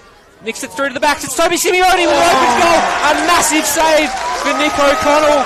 What a setup from Lonnie City. And Nick O'Connell shuts the door. Keeps South Hobart in the game. And Dan Syson there, I was just watching him as they had that counter-attack. He's waving his hand as if to say, keep going, boys. That was a good counter-attack. And to be fair, the way that City broke them was perfect. Taylor running straight down the middle. The two strikers pushing wide, making their centre-backs make a decision. And they were unlucky not to reap the rewards of that one. Yeah, Nick O'Connell, as I said, he's been crucial for South Hobart this season. Yep. Again, sometimes you get these teams that are unbeaten. Keeper does not that much. Yep. O'Connell's been very good this season, and that was a big save, and it could prove to be the difference as Humphrey swings that one in. And Yost will clear away. Tyson Matthews, he'll just pick up. Nick Morton trying to get out and pressure him. Swaby's well offside, so no real pressure from City. But Yong Tun, again, it's been a really tight battle in that midfield. I'm saying that just a lot of dog defensive work from all players. Maybe Kemp and Woodland in their own sort of pockets have been quite good. No warm-up, though. This game's just taken to the exact same level that it was on in that in that first half. We had a nice entree of soup in that first half, and now we're getting ready for the main course here in the second. And will Toby Simeone and Launceston City rue that opportunity? Well, they will rue that opportunity, but it has to be talked about in post-game if Lonnie City don't get up in this one. Yeah, O'Connell does a good job of making the goals look smaller, though. He had his angles quite right. He's a big keeper. Yeah, and that one can sometimes be hard when you've got that snap chances. Walter does a terrific job of bringing that one down. Yeah, uncharacteristically wasted there by Kobe Kemp. There's been a lot of those little poke-throughs. As South Hobart trying to get a bit of a chant going through one of their juniors, and it followed up players behind it. They'll need that crowd support in the second half, South Hobart. Woodland. 50-50 chance Alec Harris getting through some traffic and gets through the Berezanski challenge. Taylor again with those quick feet, goes around. Still Angus Taylor tries to play in. Simeone will have another opportunity. Hits it well this time and does put it away. Toby Simeone makes it 2. Set up by Angus Taylor. He missed one 2 minutes ago. Just decided for him. And he puts it away nice and smoothly, and that's a massive goal for Lonnie City. Very calmly done by Simeone. I think after that first one, he hasn't really had many chances to score in this game so far, so maybe that first one was the decider. He kind of took it a little bit quickly, but that one there, slow, calm, composed, and just passed it past Nick O'Connell there. But I think going back to the ball when it was on this side here, in front of Angus Taylor, South missed a couple of tackles. Yeah, needed to get a body on him. Yeah, they really needed to stop Taylor and put a bit of physical pressure on him. Professional foul, anything there, I think. He just ran straight through, and look what happened. Look what happened. 2-0. Yeah, and they just work so well off each other. Like, again, you have to manage Angus Taylor. He's too good. You can't not go to him. And Simeone just tailed off beautifully. Had a lot of time, set it up. It was similar in some ways to that Swaby goal with just how much time he had to set it up. Swaby's finish was fantastic, and he had a lot of work to do. But it's the same sort of stuff for City. You can see how that 3-person strike force. As Harris, he's going to go in hard here. Gorry with a big sliding challenge. They look to make it 3, and now question is, Max Clark, what do you do here? Yeah, I think he's got to look to the bench now. I think you've got some really talented players on the bench, and for whatever reason, that sort of midfield and forward line isn't quite working the way they'd like. So I wouldn't be surprised if Clark maybe looks to make a change or two in the next 5 to 10. It's been a game where like both teams are sort of just trying to play through their front threes, which is absolutely fine, but this means it's a little bit one-dimensional, and I think City have defended pretty well throughout this whole game, really. They haven't looked in any desperate danger at really any point. Maybe 1 or 2 chances where Nick Morton's sort of been in a one-on-one. As Harris will launch forward, and Swaby using that pace. That's a great challenge from Lancaster and a good touch away. Does well to earn a free kick, and he wanted advantage, but Copra pulls it up. And it'll be interesting to see how City now choose to play this game. They've got a 2-goal lead. They're having all their success on the counter-attack already. Look, why can't they score 3-4 goals now? Like, South Hobart are really going to have to press up high. I imagine Gorry's going to play even higher now, and we can already see the left back of South Hobart in Hawaiian playing high as well. So potentially there could be goals down either end as the ball now goes out for a corner. Yeah, I think they've done it before this season, South Hobart. They have come back from compromising positions. But 2-0 down at home against this team that's just been in such form. It will be a massive task, and I think they'll want to get one back in fairly short order here. Next probably 10 minutes, you want to see a 2-1 scoreline there to get anything out of this game. Gorry's ball is good. Kakuba at the back post. It finds the feet of Lancaster. Can't sort his feet out before Clark collects. Kakubo has had a couple of good head-ons, little flick-ons off set pieces, and Clark goes straight away looking for Swaby. Yeah, I think the ball fell to Lancaster's feet there, who obviously is centre-back, not used to being up there, but would have been nice for him to just get some sort of shot off there to put a bit of pressure on Clark, because he really hasn't been forced into too many saves of yet, other than maybe 1 or 2 in the first half, but they've all been from distance. I really would like to see South Hobart putting a little bit more pressure into him and forcing him to make a few more saves. Just trying to see if any movement's happening on that South Hobart bench at the moment. It's Harris again making good. Just his positioning today has been spot on from Daniel Sison, playing him in that left midfield position. As that one goes out of play from Kakubo, who's pushing forward now. Maybe that's the adjustment, is allowing the centre-backs to kind of have a bit of a free rein as well. But equally, got to be careful. Taylor and Swaby. Yeah. Swaby's been so dangerous today. I know Taylor's created a lot and obviously given a few to Swaby, but the way that he's just been able to get in behind the defence, and the way he takes off so quickly, he's already at full pace so quickly, and I imagine he's going to have a few more chances to come. Gorry swings it in. That might be his best delivery of the game as Kobe Kemp gets on the end of it. maybe a little bit deep, and free header, not enough power as Clark sends it straight forward. Taylor gambles, it's a good header away for a better chance. He had to make some intervention there. Kemp goes with a flat sort of ball, sort of half shot, half cross. So he was definitely looking for Morton on the through ball there. Well, I thought might have been in an offside position as well there, so obviously goes through the keeper, so there's no need to call it. But South need that better delivery. They're still not really penetrating that defence of Lonnie City of yet. Yong Tun trying to slice his way through. It's not the place to do that. You don't. No. When you're playing in the midfield, you can't afford to be given away in that sort of position. And thankfully, South haven't taken too much of an advantage. But I think Young Tun, if he had his time again, he would have liked to have done that one a little differently. Yeah, I think that's it. The first time, he's very good at sort of weaving his way through the mids, and the first time I think he's had all game where he's think, oh, okay, there's a bit of space for me to do it, and he's just gone a bit forward. As a South Hobart player, 2 South Hobart players are down. Lonnie City are playing on. Swaby cuts back on the right foot, bit of space, falls over, big save by O'Connell again. Just slipped maybe at the key moment as Walter comes in, and he'll probably try and either make a foul or play it out. Still, Yost is down on that far side. City will keep playing on. Yost has just gotten back up, and he doesn't have anything in the legs, so he tries to play it forward and launches it. And Yong Tuan, the body, don't work it out between them though, and now Yost will have to do some work, and that's a header, and header from Latinovic with well held by Clark to clean up. Yeah, I think Yost might be the one to potentially give way. He seems to be in a little bit of pain on that far side. So, Simeone comes forward again. It's a nice ball in.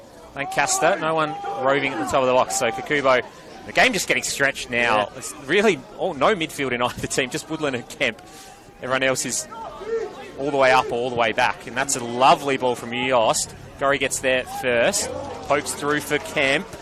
Just gets there in front of Humphrey. Morton in the back tries to set it up for Walter. And the scrambling defence of City again. It's been good all game, and it's good again there. But would you look at that? South Hobart switched the ball and they're able to create something down that other side. They've just been too persistent on being on one side and continuing to go down that one side. So to switch the ball out and create a little bit more, they're in a good area and they have a good chance. So I think they just need to try and keep moving the ball from one side to the other. South trying to fashion something here.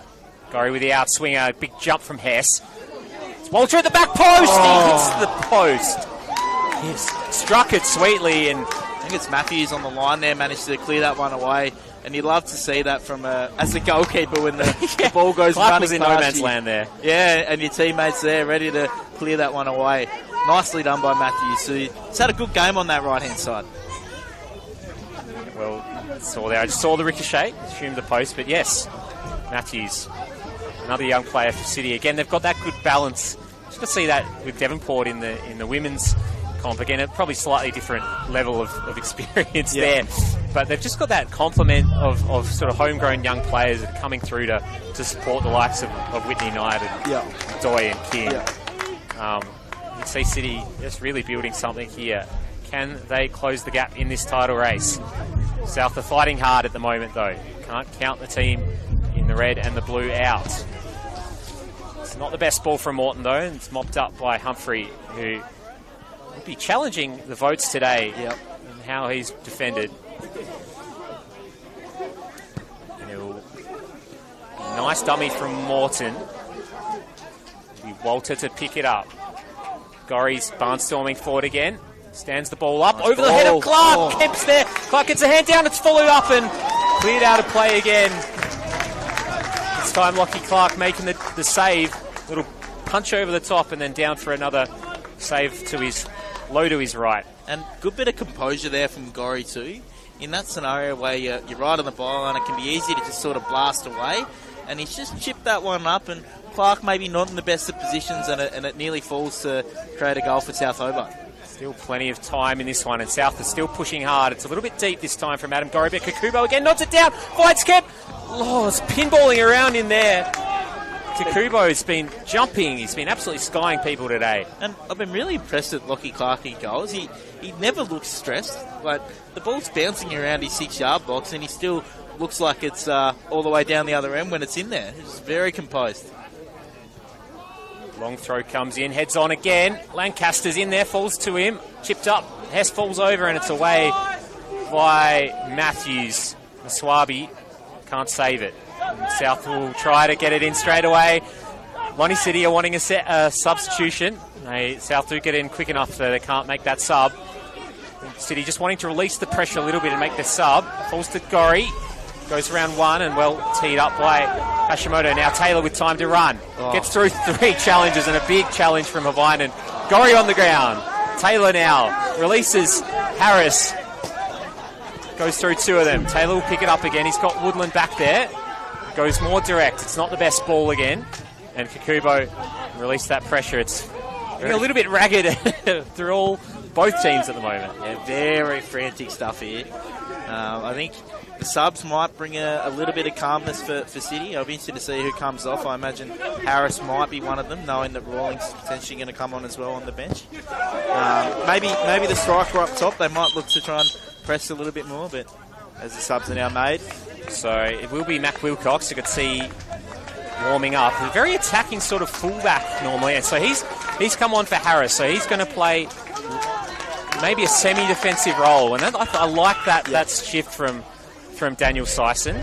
And I'm just trying to see who else is coming. It is Max Rawlings who's come on, number 18, and he looks like he's going to slot into midfield alongside where Mana Yung Tung, who's just come off, was. Rawlings usually plays a little bit more advanced, but can equally play in that centre mid spot. So very much like-for-like changes for both of those there. Max with the double X. He'll get the ball now. Nice and clean on the first touch and tries to play it through. Viner didn't really like the afters there. Yeah. A little bit strong from Max Rawlings. Just looking for Taylor. A little bit of feeling in that too. I feel like there was a little bit of afters between Hawaiian and Rawlings who's just come on. But you do like that. As soon as you come on, you get a touch. It's a nice turn. Yep. And it just gives you that little bit of confidence for the next few passes. And yes, he missed that next pass, but the fact that he was able to create something as soon as he's come on will give him a bit of confidence. Yeah, much prefer to have a solid first touch with your touch. Will Cox with a nice little raking ball. He's going to have probably add a slightly more dynamic sort of width for Lonnie City. Much, as I said, more of an overlapping fullback traditionally. Yeah. And that's a nice ball up. But Gorry knocks it down. Taylor will get it to Wilcox. He'll try and pick across here. On that left foot, it's a good ball in. 2 players just evading the whipped ball from Mac Wilcox. And the Lonnie City subs have not let anything up. They've kept that tempo up. And South still yet to make a substitution here. TLI Wright warming up. Don't know whether Clark's going to make a sub or whether he just wants to roll with his 11. Yeah, but what a good place to be as a coach where you bring your subs on and they've immediately made an impact. Sometimes you could just be making a sub for sub's sake, but these guys truly seem like they're impact players and they're going to be able to make a difference in this game. Nice little 1-2 from Brendan Coffra there. No reason to hold up and drop that ball. Went straight to Berezanski, so play on. And City will end up making an intervention. I think Simeone's offside here. Yes, we'll come back from an offside position. He's not a traditional soccer player, would you say, Simeone, and the way that he goes about it. He's very aggressive in the way that he goes in and win the ball, and not the most of skillful of players, but he's obviously effective. He puts himself about, I would say in some ways, as a very traditional player. Yeah. One of those sort of Christian Vieri type, big, strapping, sort of number 9s. You can hold it up if you want him to, but equally he's been good with his movement, and I think that's the key, is like, don't have to always be 100% with your touch or whatever, but if your movement's good, you'll get opportunities. Especially when you've got, as good as a front line as City has, will create opportunities for him. And now, Max Clark will make those substitutions. Alex Walter coming off, who's put a big shift in, and Alfred Hess as well. So this is a very attacking change here from Max Clark. He's brought Harrison Oates on, who will come and play on the wing, and Patrick Ewell both. Maybe Morton sort of just dropping in as a 10 and Kobe Kemp maybe playing as a proper box-to-box here. Yeah, I think they'll look to use Oates' pace a little bit on that right-hand side. He's one of the quicker players on South's team. He's had some good performances, but maybe today could be the day where he really stakes his claim to get a starting position in this squad. Yeah, they've got a few sort of fringe players challenge for that right wing position. That is a nice ball through from Taylor. Stood back up for Simeone. Rawlings with an interesting little ball back up. Simeone gets through enough challenges. He needs to play that ball, though, and just had his head down. He'll try and do some defensive work here and make up for his error. Oates and Ayul both getting their first touch, and it's an awesome little challenge from Woodland. We'll just go out for a throw, I think, there. That was a very good covering. Bit of piece of defensive midfield play there. Yeah, so effective. He didn't really even need to make a challenge. He just used his body to push Oates towards the sideline. Oates getting some space. 50-50 ball. Humphrey, it's probably the first time he's looked a little bit under pressure there today. It's a good ball out. Well done by Berezanski, who's got Taylor in his rearview mirror. Oates with an interesting little ball just going in behind Ayul. They were lining up though, weren't they? They had 3 players at the back, and if that one had scooted through, I can guarantee Nick Morton would have been on the end of it to score a goal. Pace just lifting here with the subs. Oates is in space, tees it up, and it's a big challenge from Hashimoto. Covered well, and the subs making an impact with their fresh legs here. Oates again. Gets that ball in, almost finds someone at the back post. I think it was Havainen there. Yost should go around Rawlings, who just doesn't go with him. Ask Woodland to do the work for him, and it ends up working out for them. The line's got to have a little bit more awareness there at the top of the box. Clearly you're going to have a player coming up your back. You need to have the Weatherall to be able to just lay that one off to Yost, who was making a marauding run into the box there. Yeah, it just hasn't been that simpatico, you'd say, with in Italian, with the South Hobart team. They just really been a little bit off with their connection up front today. Listen to us using big words, Alex. Go us, eh? It took me a while to get it out. Put that one down to my Italian heritage, but we'll see City just recycle possession here. Woodland again, that smart little play. Releases Taylor. Oates using that pace well, and again, that's the value of the fresh legs, but equally, Rawlings comes through and a big challenge from Havainen. He'll eat a slice of cheese here. That is a controversial decision, at least here in the South Hobart stands. Yeah. And Max Clark just turns around over his shoulder there, and I think it could be a sub straight away for Havainen, could be coming off. And I think Elo Wright might be coming on. Very close to being might be a little bit unlucky there. Yeah. I thought he got enough ball. Maybe it looked like it was from behind. Again, I'm not close there. And we don't have benefit of replay, unfortunately. The issue is he did dive in, right, and he's kind of left his foot hanging out there. And Rawlings, being the smart player that he is, who's quite crafty, he managed to just kind of fall over the leg, and a great position for Humphrey to whip this one in. Yeah, maybe no qualms with the foul there, but the slice of cheese, I think, is maybe a touch stiff from the referee. But again, Humphrey will reap the rewards, and again, gets a real cheer from the South Hobart faithful after that. Well, I think both teams today would be pretty disappointed with their set pieces around the box. I know that they're not the easiest to get in, but you need to try and test the keeper at least a little bit. Yeah. Maybe a little bit of sort of unevenness you get at the turf here at Darcy Street. You're too kind. I always look for the positives in the situations. Simeone barnstorms his way through again, gets to a good position. Kubo goes in, I don't think he got the ball. He didn't, and that will be a penalty straight away.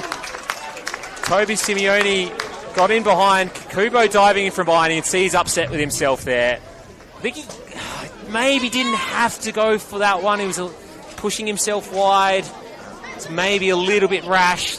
Definitely Simeone had you've got to try to do something there, but set up a penalty here for potentially 3-0. Easy decision for Copper there. Yeah. He's just dived in when he hasn't needed to.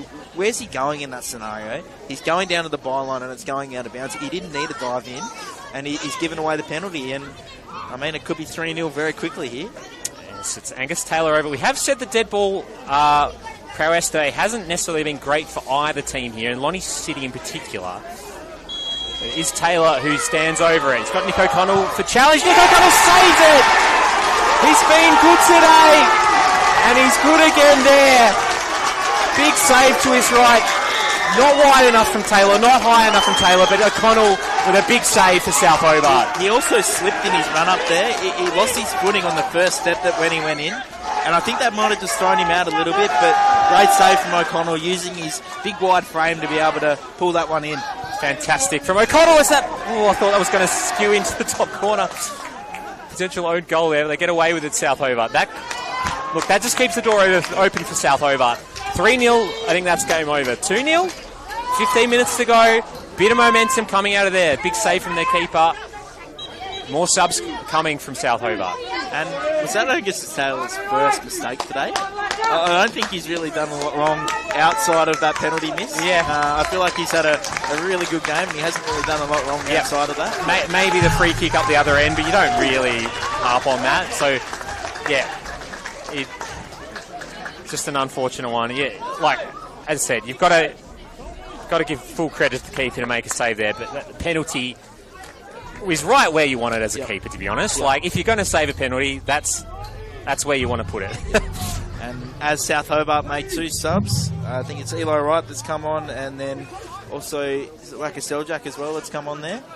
Hasn't played as many games as what he usually would in a season, but he's been in this position many times before, and I'm sure he'll be able to play a great role for South Hobart here. I think with a Yule coming over, he's had to fit into that midfield rotation a bit more.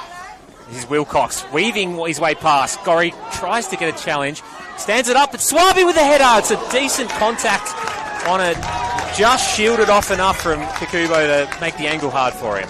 Monty City are up for this.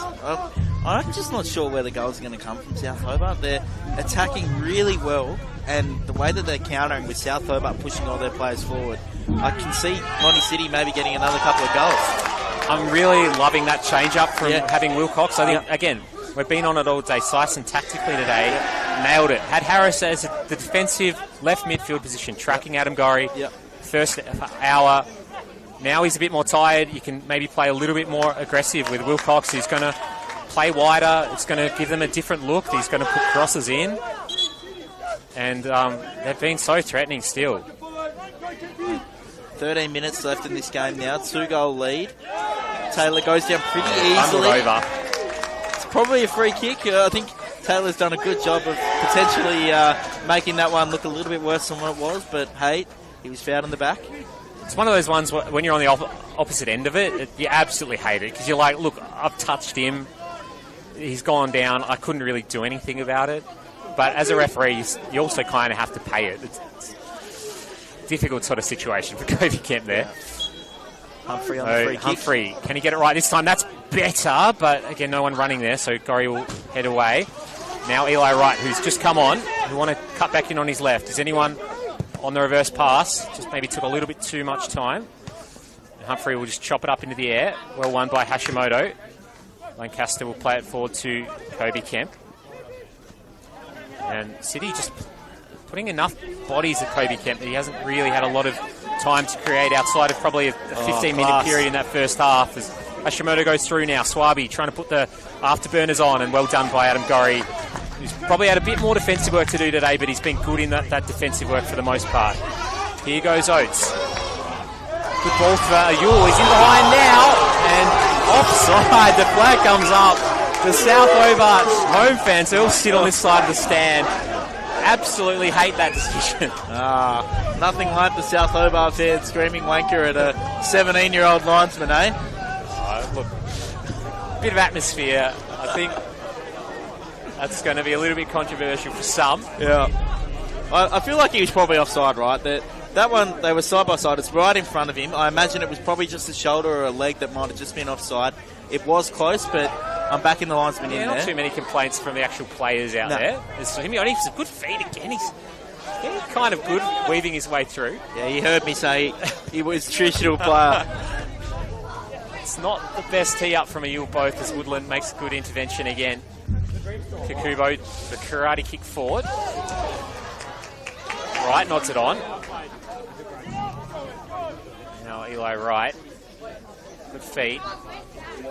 That sort of languid style. You don't really know which direction he's going to move, and does well to set a Yule up. Nice ball in. Bit of space at the top of the box for Vinen. Probably not the play you want right on the end of that. If that was Kobe Kemp or Nick Morton, you'd think, that's going bottom or top bins. Just took maybe half a second too long. The game's really opened up. The the midfield's really spread and there's lots of spaces for both teams to kind of attack. Yeah. It'll just be if South Hobart can potentially exploit those a little bit better with their fresh subs. That's a nice ball from Morton. I would have said that's the free kick as well, but it hasn't been called by Copra. Yeah, a few controversial decisions happening here, especially for the South Hobart home fans. Coming to you both, and that gets called up, I think, for another offside. Again, just adding a little bit of petrol on that one. Oh, it does suck being a fan sometimes. Your team's down 2-0, your players are barely offside, but it's the referee's fault, Alex. Yes. But South, they're still trying hard. They just can't get that little foothold, that little window that they've needed into this game. A little half chance they haven't quite gotten. Whereas City, they've had, well, 2 great opportunities and a piece of magic from Thierry Swaby as well. I want to say a little bit more out of Nick Morton. He's been a little bit more quiet in this second half.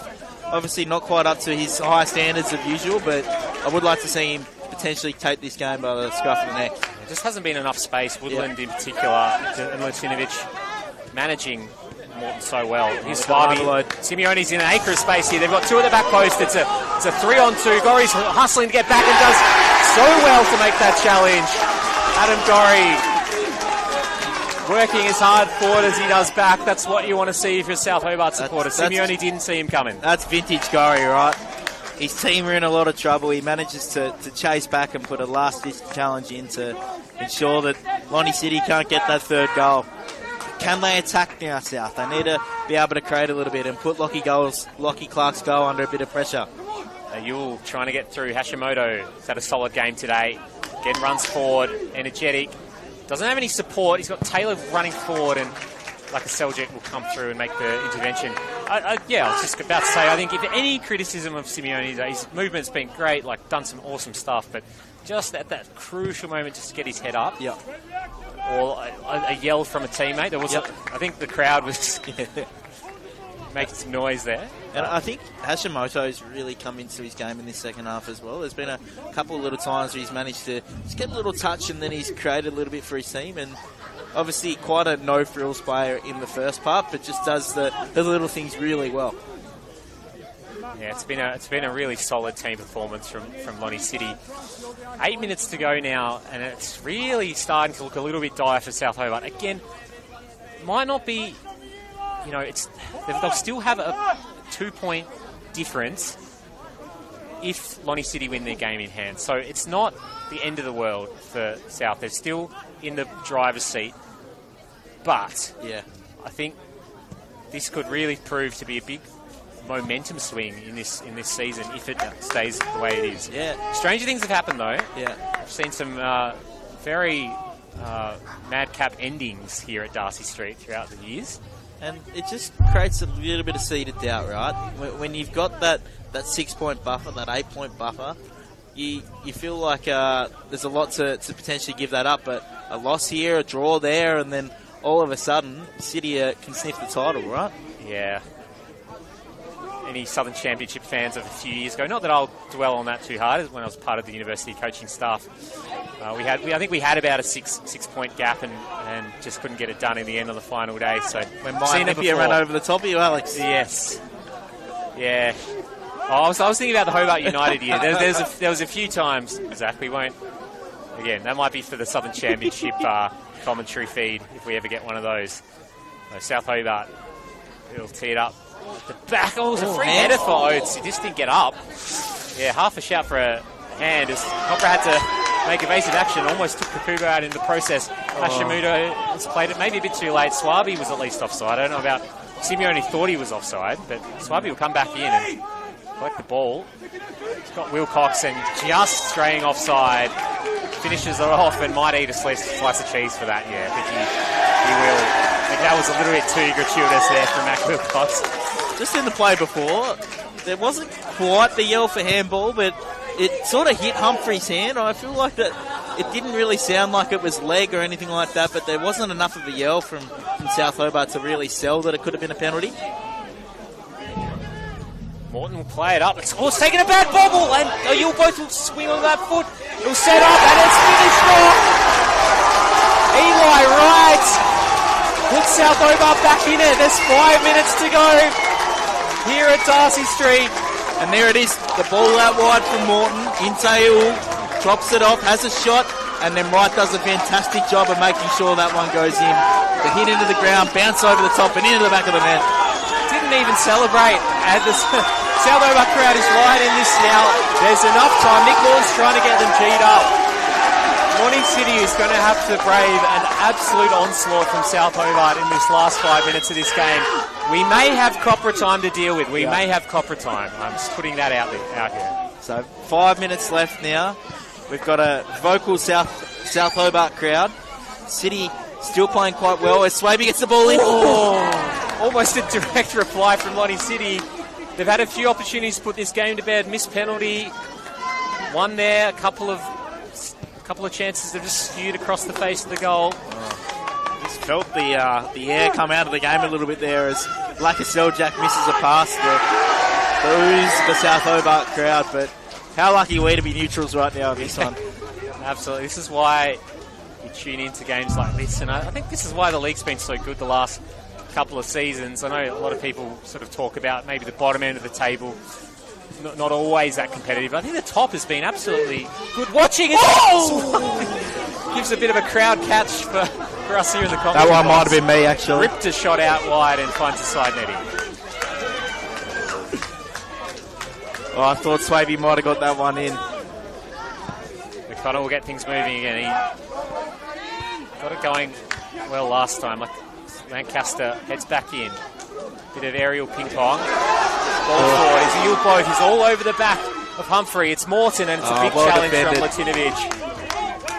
He's going to have to be composed, and he is very calm. Ball comes through. Taylor with space to run. Can he get the boat through? Exciting challenge. What a challenge. Covering there as a makeshift centre back, really. Taylor again. Kobe Kemp. It's it out wide. Now Morton is floating out wide. It's been good when he's been out wide here. But Hashimoto for company. Little chop through. Low ball into a Yule and goes away from Latinovic. And there was Latinovic again. The last couple of attacks, he's managed to really step in and make sure that the South Hobart haven't been able to create a good chance. Also, if you look at the way South Hobart is set up now, Kokobo's gone down into the forward line. Yep. And Launceston's playing as that centre back next to Lancaster there. Yeah, Launceston's made some good interventions in this last sort of 5 or 6 minutes.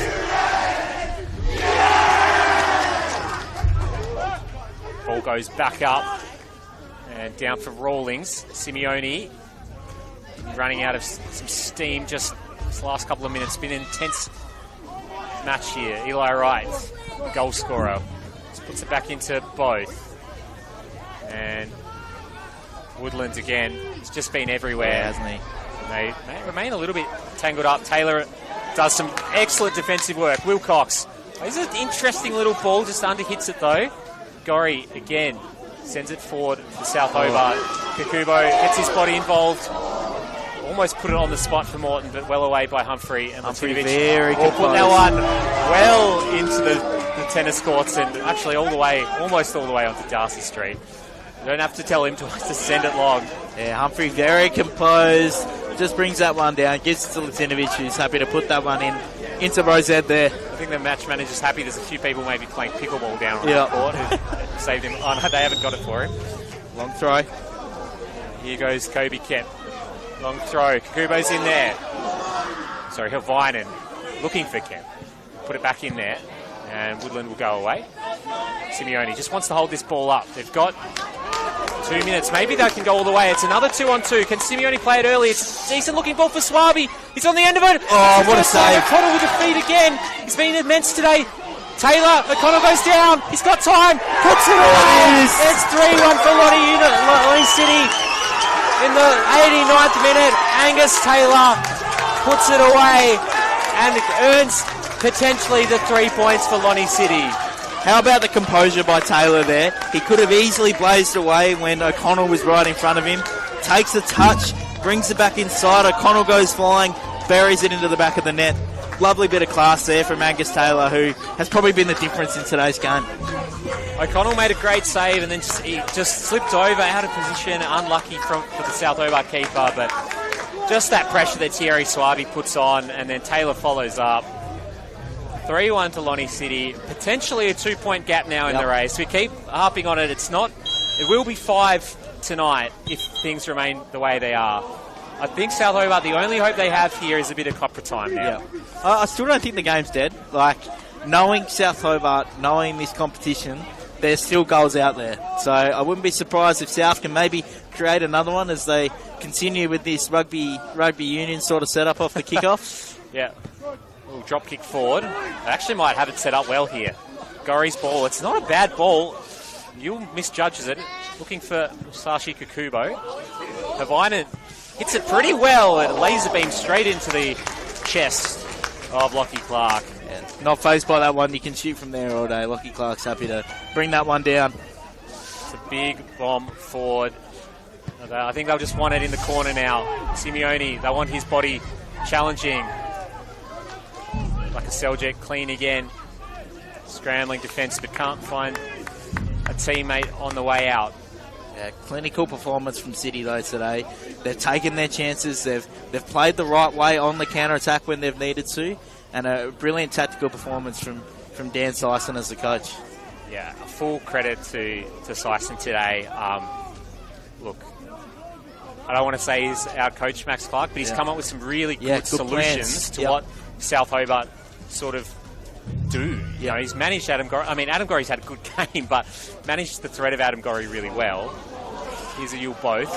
And then just trusted what his team does well. Like, has Taylor and Swaby, Simeone's added an extra dimension since he's come back into the team. Yeah. And trusted the defence. Yeah, and I think most coaches would love to have Swaby and Taylor on their team, but he's done well to get the best out of these guys as Gorry whips the ball in nicely. Ooh, punched away by Lockie Clark. Taylor's just going to try and hold it up.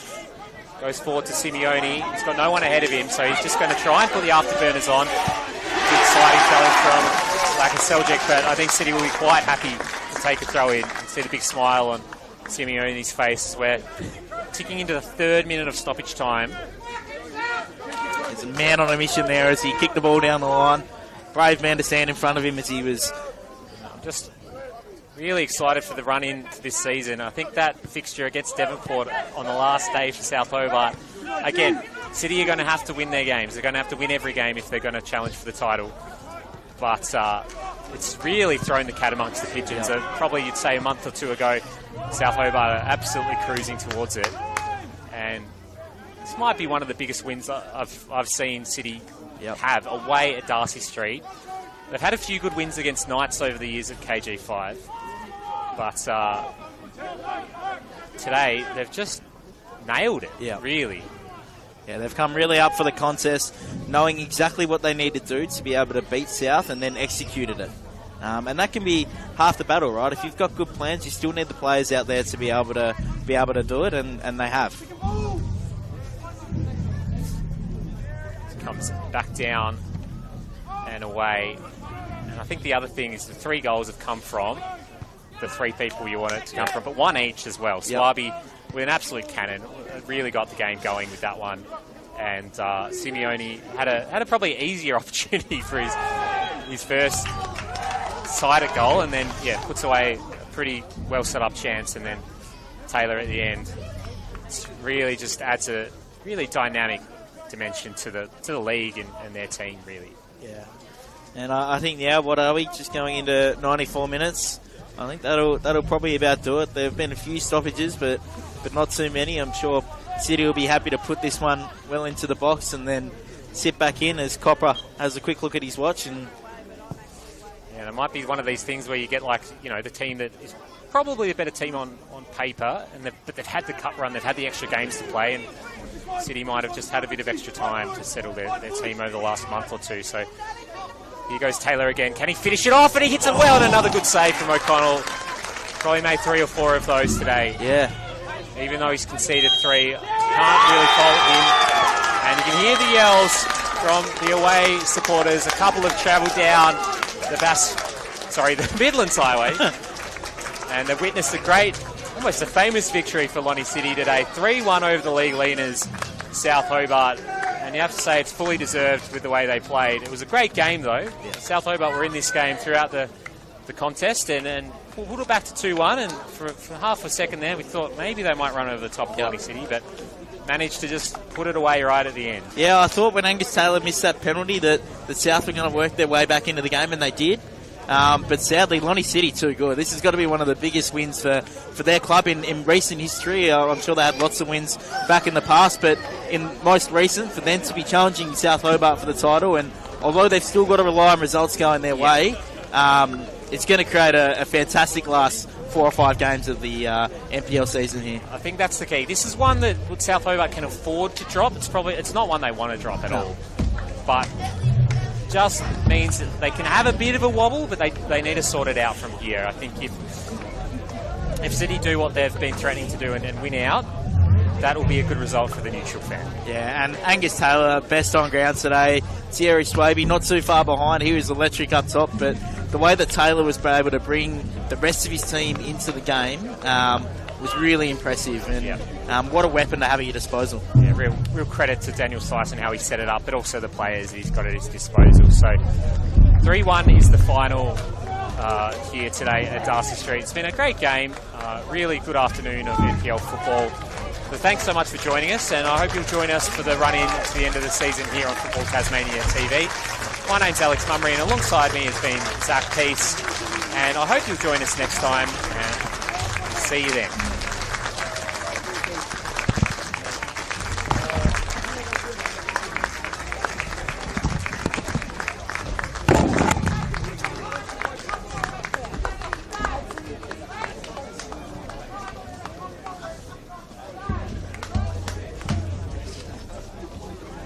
Please,